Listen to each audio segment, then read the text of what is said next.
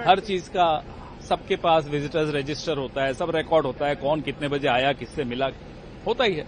अब राहुल जी ने बताया है, आपको सबको बताया है कि जब किसानों के संबंधित कानून की बात हो रही थी, ये 3 काले कानूनों से भी पहले कई ऐसे षड्यंत्र रचे गए किसानों के खिलाफ।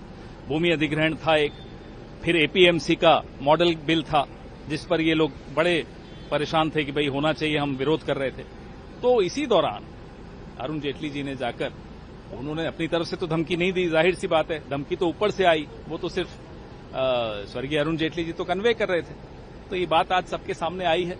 आने वाले इतिहास जब लिखा जाएगा तो ऐसे कई वृतांत लिखे जाएंगे जिसमें कैसे अमित शाह और मोदी जी ने कैसे अपने विरोधियों को धमकाने की कोशिश की, ये सब तो इतिहास में दर्ज होगा ही, इनसे बच कैसे सकते हैं ये। तो कह रहे हैं कि जिस साल उनकी डेथ हुई है उसके बाद, अरे हमने तो कहा क्या क्या एपीएमसी अमेंडमेंट जो ला रहे थे एपीएमसी एक्ट में, कि अरुण जेटली जी नहीं थे उसमें।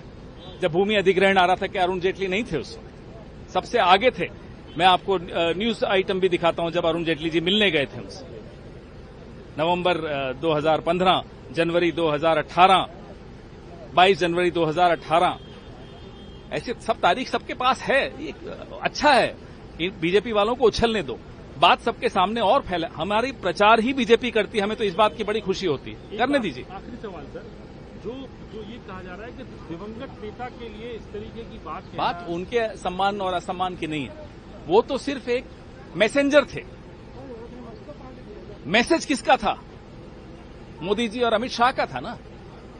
तो अब ये उनके पीछे छिपकर हम पर हमला करेंगे, स्वर्गीय अरुण जेटली जी के पीछे। अरे हमने तो कहा कि मैसेंजर वो थे।